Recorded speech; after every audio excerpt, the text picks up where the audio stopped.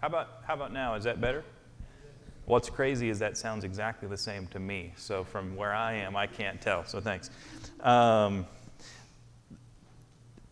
glad that we have the live stream, that our shut-ins and others that can't join us are able to watch and participate. So that's great. And we forget that they're out there sometimes. And so just think that's a good reminder, Philip. And maybe we'll have some chances in this week to reach out and be able to visit or have lunch or something with some that are shut in. We are continuing to talk about every good endeavor. We've been following a framework from Tim Keller in his book by that title, and we've been talking about the problems that come with work. We talked for quite a while about God's good design for work, but then now we've looked at some of the problems that come as we try to do work in the world. And we've talked about three things so far: that work becomes fruitless, that work is often pointless, that there's no real end to what we're trying to accomplish, and that, frankly, work also can become very selfish, self-centered, only pursuing what serves me. Today, we're getting to really, in a sense, we're taking all of that and tying it all together by talking about how work often reveals our idols. Work reveals our idols. When we hear idol, what do we normally think of? A carved image? Is there any specific story in the Bible that you think of when you hear idol, the first story that comes into your mind? The golden calf. One of my favorite stories, Aaron says, out came this calf. I just threw the jewelry in, and here's this thing. The golden calf. Any other stories pop into your mind? That.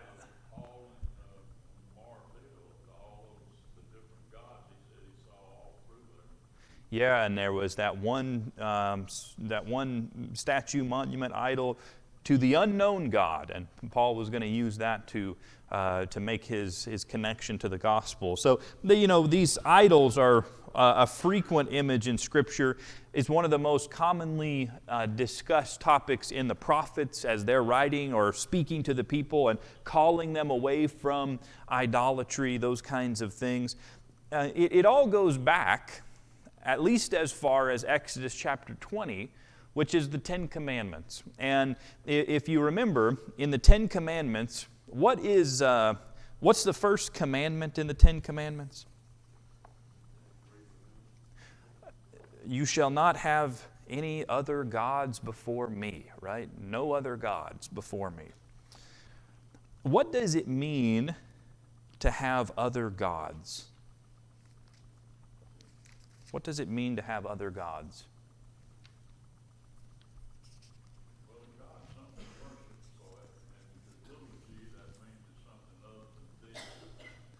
Okay, a god is something that you worship, and if it's not the one true God, what did you say? If it's God with the lower G, it's what?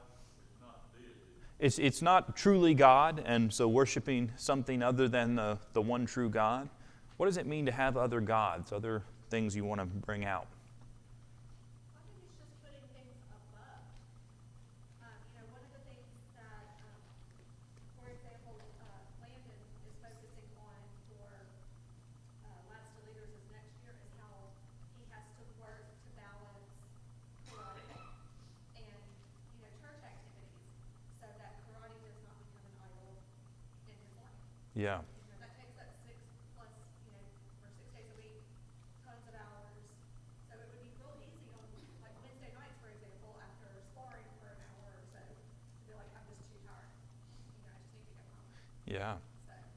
Karate 6 days. I do not want to tangle with Landon, I guess. Okay, man. All right. Yeah, great. Something that we put in place of God. Anything else? What does it mean to have other gods? If you look at Exodus chapter 20, verse 3 is the first commandment. You shall have no other gods before me.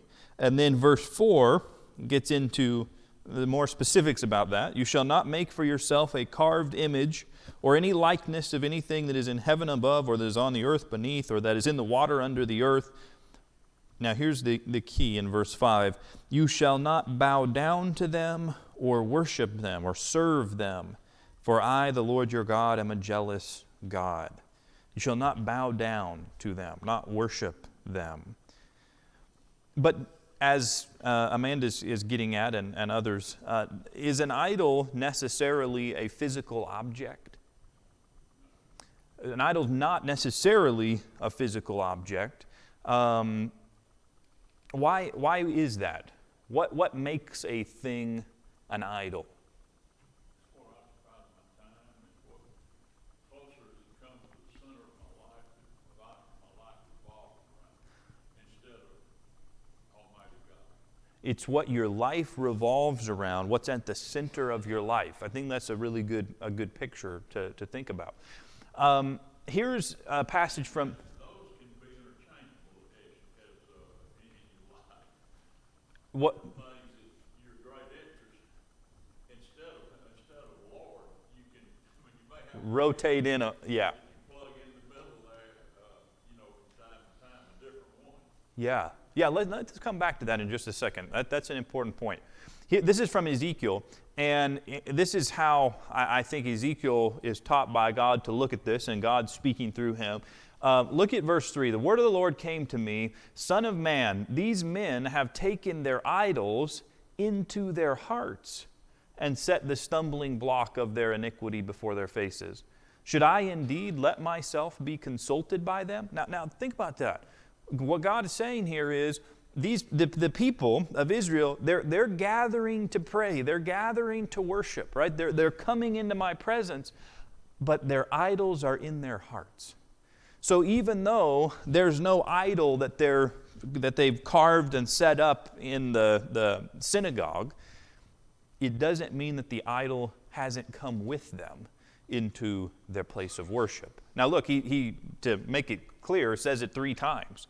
Verse 4, therefore speak to them and say to them, thus says the Lord God, any one of the house of Israel who takes his idols into his heart and sets the stumbling block of his iniquity before his face, and yet comes to the prophet, I, the Lord, will answer him as he comes with the multitude of his idols, that I may lay hold of the hearts of the house of Israel, who are all estranged from me through their idols.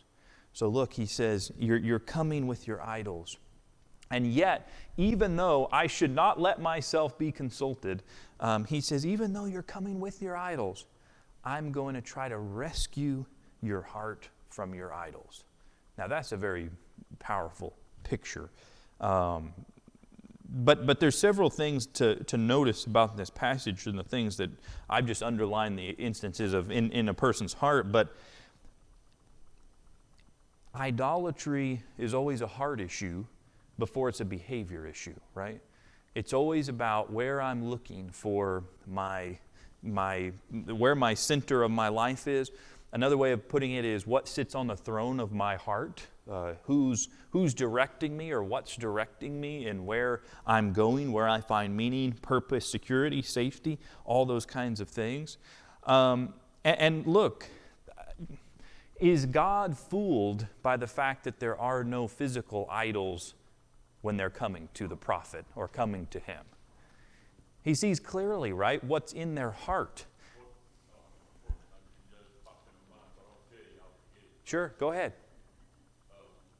Your lips are talking good things, but your heart's far from it. Exactly, and Jesus will call that from Isaiah, talking about the Pharisees, right? This people honors me with their lips, but their hearts are far from me. And this idea that idols separate or estrange us from God. He says that the people are all estranged from me through their idols. Why is it that looking to something else for our life's purpose, meaning, security, safety, identity, all those things, why does that separate us from God?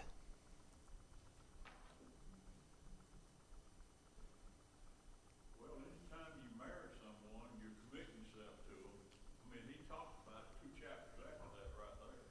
Yeah. He said, I pledge myself to you, but you became extremely beautiful and proud, and you started looking for other, other nations, I guess, to get in, excuse the expression, get in bed with. Yeah, yeah, right. And that's what they prosecute you say, and that's exactly what we do when we pick another, something more important. Yeah, that marriage imagery is very powerful. Willie, you had something?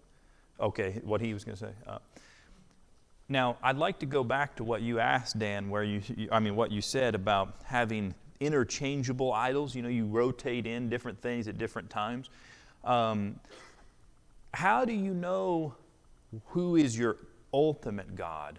Who's the ultimate idol, if it's the one true God? But how do you know what sits at the center above those, if you've got these rotating in, but which one is the primary one? How do you know that?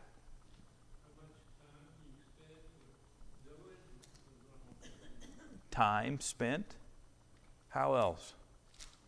When we start wrestling with ourselves about, am I going to do this? Am I not going to do this? Is this going to get my time? Is that going to get my time? Do I think of him first and his time that I'm supposed to be? It's supposed to be his. Is that the deciding factor on everything? Yeah. My love for him rather than some peripheral thing. Might be important. It might be something I do in life, but is that what I build my life around, that thing?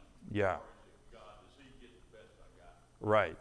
Yeah. Mary? I just keep thinking about God as being a father and how fathers feel about their children. And they want their children to come to them with everything. They want to live in the house with them. They want to have them around. They want to have them at their beck and call. And they want them to love them and depend on them. When they don't, when they go to somebody else to depend on, or they don't feel like they can come to you for anything, good or bad, even if you've done something bad or you've done something good. And I just look at God as that, and it's just a daily person that you can just say, I just can't do this, or I need your help to do this, or whatever, and give them a chance to come through for you. Yeah. Yeah, that's great. I think that, Jesus says, if you remember on the Sermon on the Mount, he says, you can't serve two masters. He says, you'll either love the one and hate the other, or you'll hate the one and love the other. Now, it doesn't always appear that way. It is possible for a time, as Dan's talking about, it's possible to have something that occupies your time and gives you meaning and purpose and so forth, and it's this thing. But then in other parts of your life, you can compartmentalize, and this is the thing that gives me meaning and purpose, and then you go the other. So I'm at work, I'm work me. I'm with family, I'm family me. I'm, you go to your hometown, I'm hometown me. You have all these different yous that you can try to be. But there's always going to come a time when you have to choose between yous. There's always going to come a time where you can't do both and you have to make a choice. So if your identity, meaning, purpose, and so forth is being competed for by your performance at work and by your commitment to your family, and maybe there's even something that you sense that God is calling you to do that is a third thing, and you're torn and you have to make a choice. That's going to reveal something about you, right? It's going to reveal which of those has the greater pull in your life. Billy.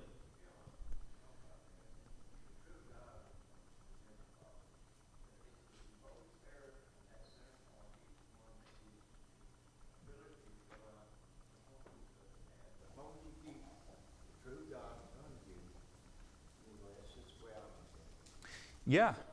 Take you away from him, but he's the one that tells you Yeah. Is he at your center? Yeah, that's a great. Yeah, absolutely. So we get into this and we look at the Ten Commandments and we ask the question, Well, this is a kind of a strange phrasing, isn't it? You shall have no other gods before me. Why isn't it forbidden to have no God? You ever think about that?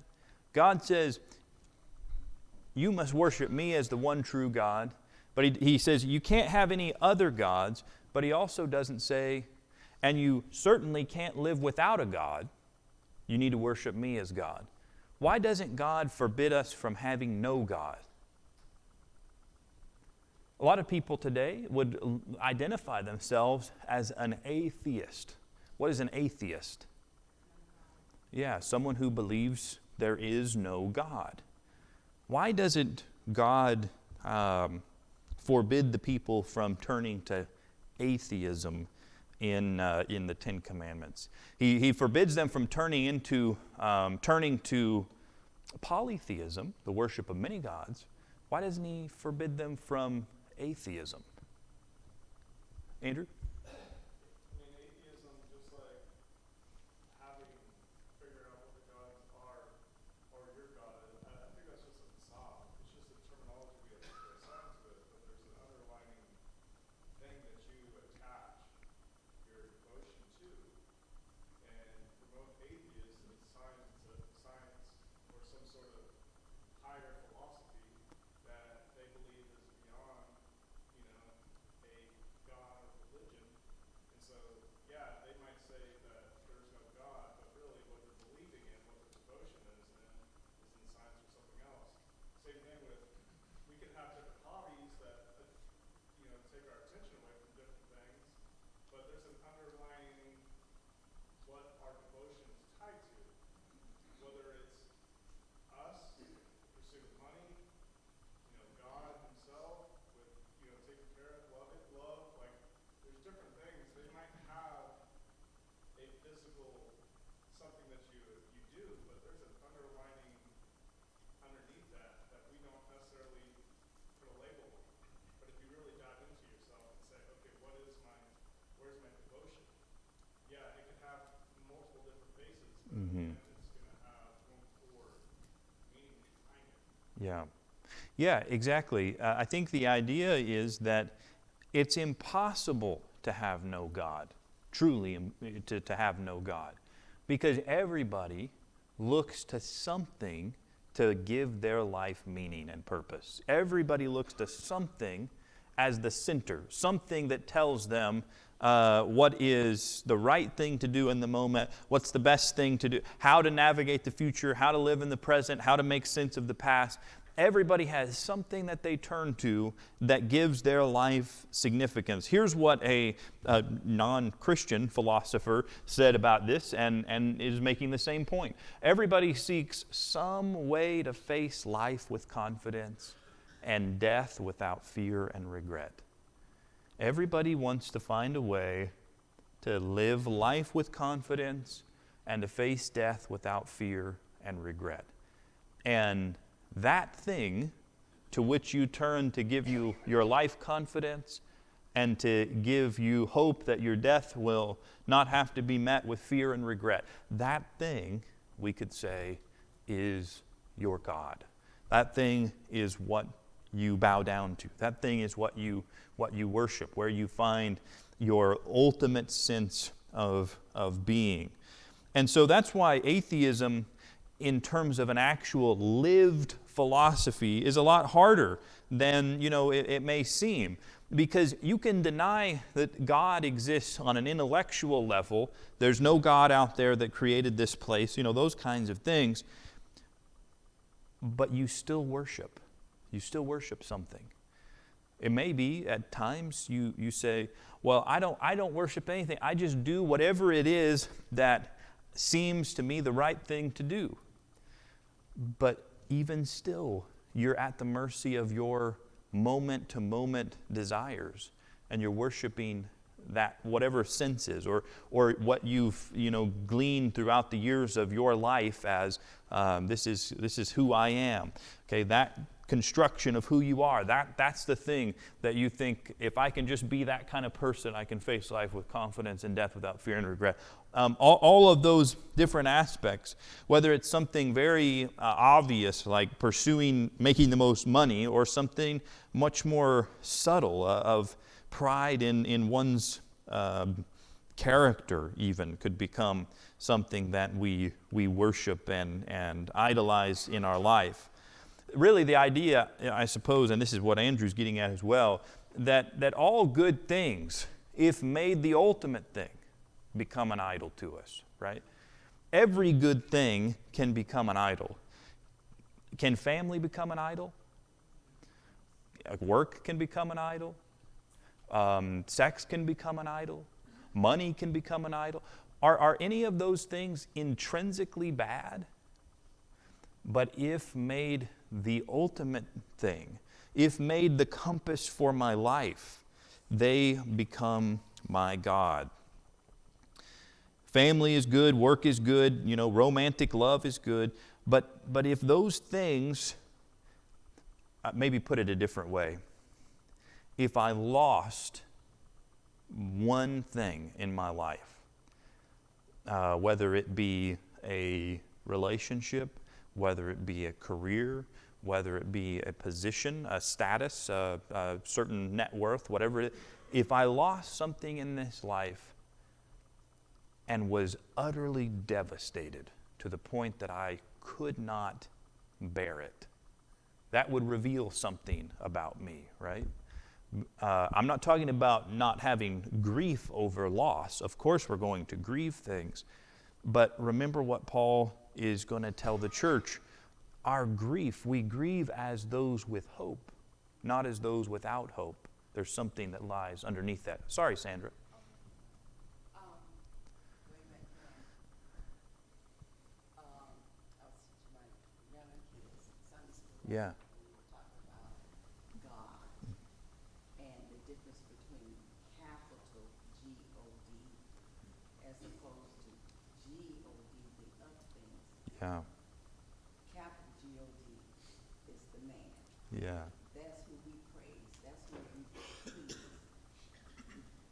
Small letter G-O-D is what we want to do. Mm-hmm. And the things, whatever it is, like you were Yeah. explaining, those are small letter G-O-D. But I can say, through it all, I've learned a lot here and all my faults. But in this congregation, we're top heavy with elderly people, which me myself. But I have seen so many people hurt Mm. really, really bad. And guess what? They come to worship services. That's still here. That's it here. Brother Simmons, Mm-hmm. I've known him for years. He did everything in Portugal. But guess what? He's here, Yeah. hurting. Right. And there's so many other people here are hurting bad. I'm one of them. Mm-hmm. I want to lay down. I have so many elements. But I said, Lord, you allowed me to get up. Mm. Thank you. Yeah. Let me give you some of my time. I'm not bragging. No, I'm just for saying, sure. this is what it's all about. Yeah. He'll give you the strength. You may cry sometimes. But he loves you. And ultimately, paradise, like Mary was saying, paradise is where we're going to get all our peace. Yeah. No more peace. Amen. Appreciate you sharing that. And isn't it it's an encouragement to us to see people that are going through difficulties physically, relationally, whatever, emotionally, but in a way that shows they have hope, right? And that's such an encouragement to us, because we see that even that the loss of something good is painful, but if it's not your ultimate in life, if there's someone even beyond what you've lost that gives your life continued purpose and meaning and secures a future for you, then you can go through it without being in utter despair. Thank you. Appreciate you sharing that. Here's how Martin Luther described the first commandment.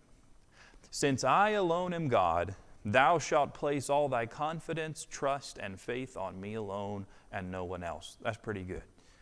Put all your confidence, all your trust, all your faith on me alone and no one else. And that would be what it would mean to live in light of the first commandment. Now, let me ask you one more question here. Why is the first commandment the first commandment? Why is the first commandment the first commandment?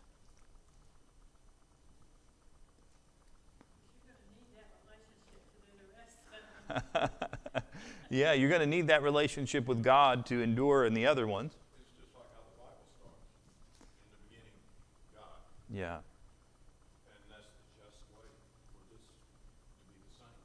yeah, The last frame you had up there, trust, confidence, no one can reward us in the way that God does. Because the rewards that we get from a human effort, that's what they are, a human reward, sure. and that sort of thing. Yeah, The spiritual part yeah. comes into play. So related to that, I'll ask a secondary question, which is it possible to break commandment 2 through 10 without also breaking commandment 1? Is it possible to break commandment 7 without also breaking commandment 1? If you think about it, but think about one of the commandments, not coveting your neighbor's wife, you're not looking at someone else's spouse and saying, I'm going to pursue them instead of my own covenant relationship. Is it possible to pursue an affair, as we would call it today, without also breaking your loyalty to God as the one in the center of your life? Well, no. The first one is the framework for our life. That's the point he's making to me. Just like Genesis 1:1 and Romans 1:20. Yeah. He's shown himself to us, and his power is without question.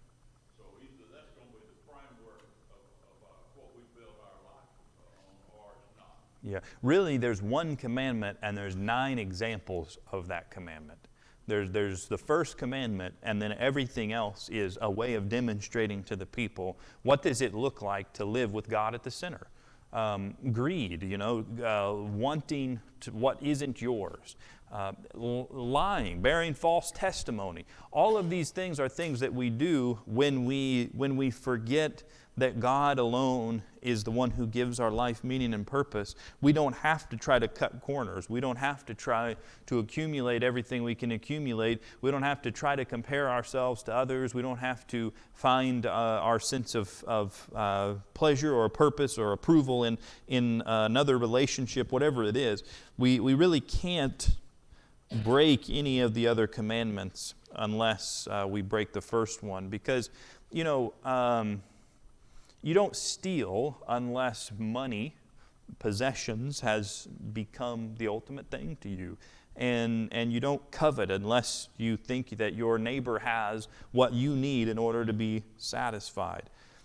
If you remember, and I think maybe Dan mentioned this, but in Acts 17, Paul said his spirit was vexed, I guess. He was deeply troubled because he saw in the city of Athens, he saw all of the idols that they worshiped, all the different things that they were looking to for their life's purpose and meaning, security, direction, future. And he was provoked because the city was full of idols. But do you think he needed to see the statues to know that the city was full of idols?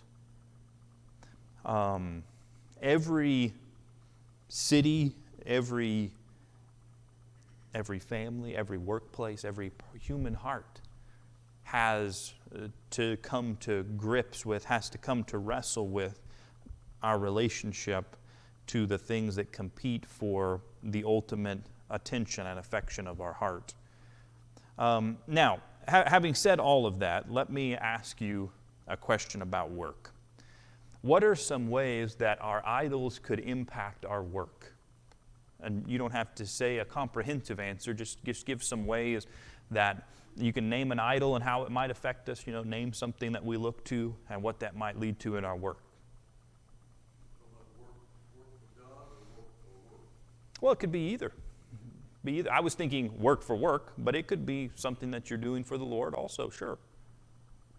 In this class, we're trying to think about not even making a distinction between those two, that what we do when we go to work is for God, and what we do when we're not at work is for God. So, yeah, it could be either, but in your workplace or not. Look here, I'm used to a lot of prayer when they would give them, this is years ago, I hadn't heard them pray in a long time, that we would, either communion or just a regular prayer, that we would draw in the wonderings of our minds.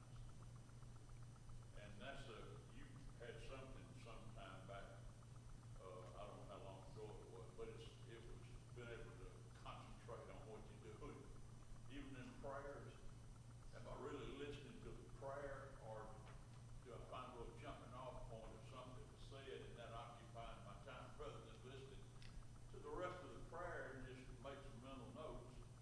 But if you're doing something, you ought to give it your all, and it's not that you don't ever think about anything else, but it shouldn't hamper whatever you're doing.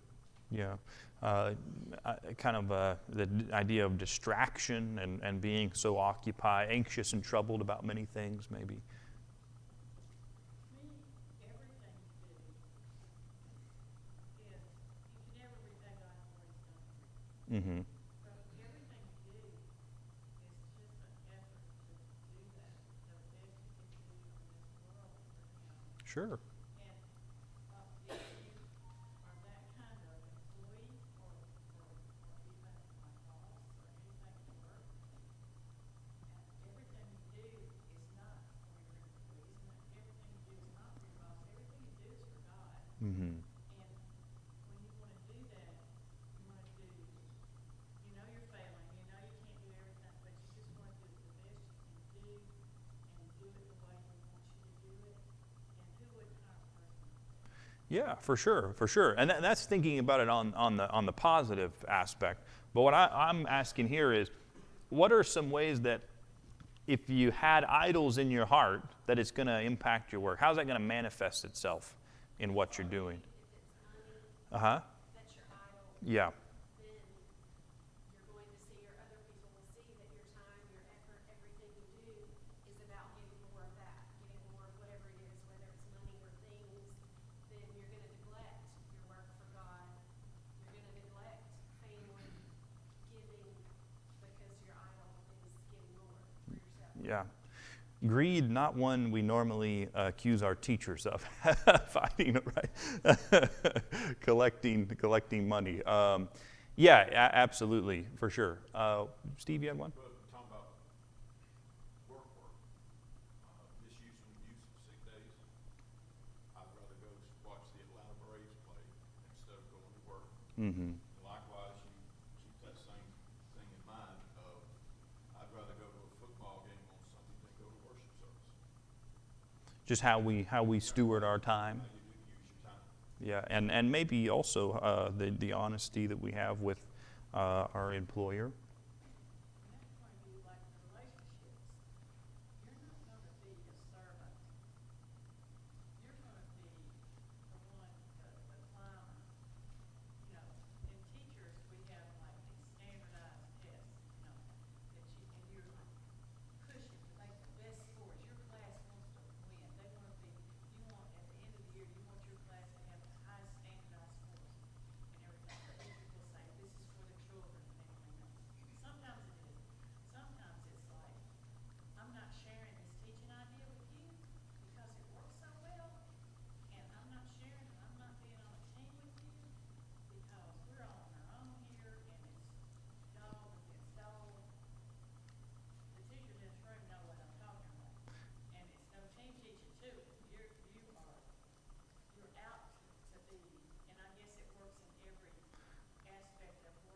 Of course, yeah. It's you want to be the top dog, and you don't care what it takes to get there, how many people you've hurt, how many children you abuse, nothing to get there. So if your idol is recognition, something of that nature, then you're going to act in such a way that treats other people as the necessary means to get me the recognition, but also the threat, because they might get recognized instead of me. What about if control is your idol, being in charge? How would that manifest at work?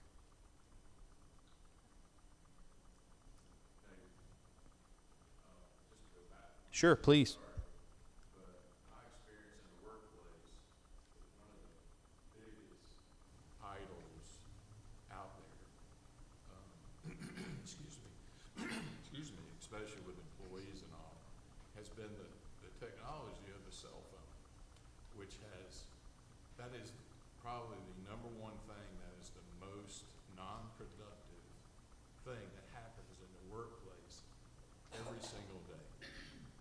Hey, I'm getting a text. Hang on one second. No. I mean, it's a real pet peeve of mine. Sure. Not so much anymore, but back in the day, yeah, it's a real problem. And school. And I know I was kidding about the teachers notoriously being underpaid, but the thing that's tricky about our idols is that we don't even necessarily have to have a lot of something to be controlled by it, right? When I was a kid, well, I don't know how old I was, 14 or something, putting some context on me growing up, but maybe young, maybe 12, I don't know. I can't remember how old I was. Amy, my sister, might remember, but we got, my older sister and I, we got iPod Touches. I don't know if you remember the iPod Touch. It was an iPhone that could do everything except make phone calls and send texts, which for us was amazing. It was incredible. But just because I didn't have an iPhone doesn't mean that my iPod Touch couldn't have some serious control over me, right? And before that, if you had a flip phone or you had something, or even if you had if you got the iPod Nano, was that what it was called? That little tiny thing that didn't even have a screen that you just clicked through.